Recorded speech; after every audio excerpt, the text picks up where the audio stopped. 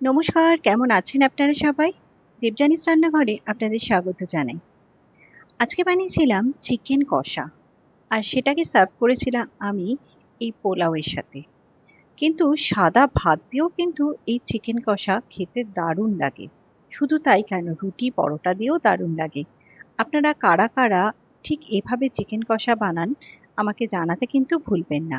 আর আমি কিভাবে বানিয়েছি আজকে সেই রেসিপিটাই কিন্তু আপনাদের সাথে শেয়ার করছি।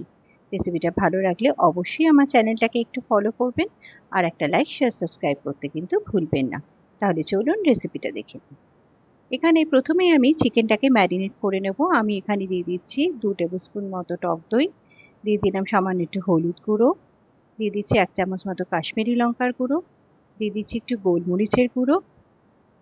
এবার এটাকে ভালো করে মিশিয়ে নেব আর একটু নুনও এখানে দিয়ে দিলাম।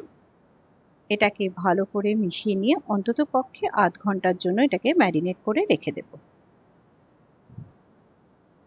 আধ ঘন্টা বাদে এখানে আমি, যেহেতু এটা আলু দিয়ে করব, আলুগুলোকে আগে ভেজে নিচ্ছি। সামান্য একটু নুন দিয়ে একটু লো ফ্লেমে এটাকে ভেজে নেব যাতে মোটামুটি আলুটা কিছুটা সেদ্ধ হয়ে যায়।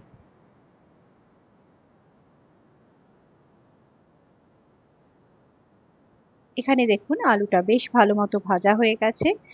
এটা কিন্তু আধা সেদ্ধও হয়ে গেছে। এটাকে তুলে রেখে এখানে তেলের মধ্যে দিয়ে দিলাম একটা শুকনো লঙ্কা ফোড়ন, দিয়ে দিলাম দারচিনি, 4টে এলাচ, তেজপাতা, 2টো বড় এলাচ ফোড়ন।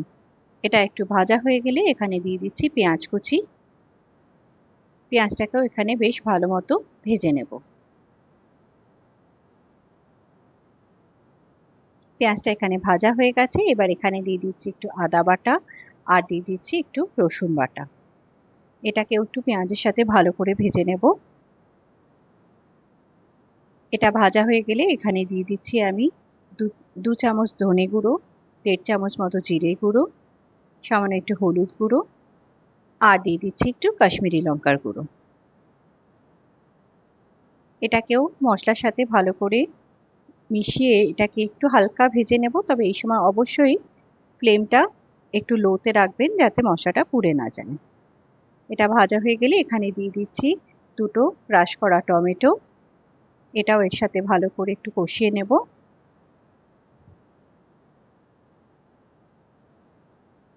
এটা কষানো হয়ে গেছে। এবার এখানে ম্যারিনেট করা চিকেনটা সমস্ত দই সমেত এখানে দিয়ে দিলাম। এটাকে ভালো করে মিশিয়ে নেব। আর এই রান্নাটা কিন্তু সম্পূর্ণ লো ফ্লেমেই করবেন আর একদম ঢেকে ঢেকে করবেন, তাহলে দেখবেন কালারটাও ভীষণ ভালো আসবে আর চিকেনটাও সুন্দর মতো সেদ্ধ হয়ে যাবে। এবার এটা একটু দেখে নিচ্ছি, মাঝে মধ্যে এটাকে একটু নাড়িয়ে দিতে হবে, না হলে তলায় লেগে যেতে পারে।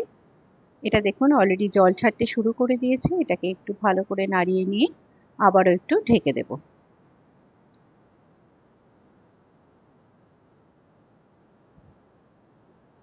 এটাকে আবার দেখে নেব।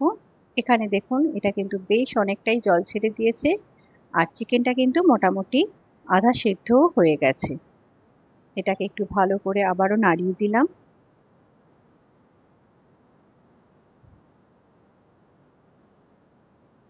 এবার এখানে আমি দিয়ে দিচ্ছি ভাজা আলুগুলো। যেহেতু আলুটাও আধা সেদ্ধ হয়ে রয়েছে, এটাও এর সাথে ভালো করে একটু কষিয়ে নেব।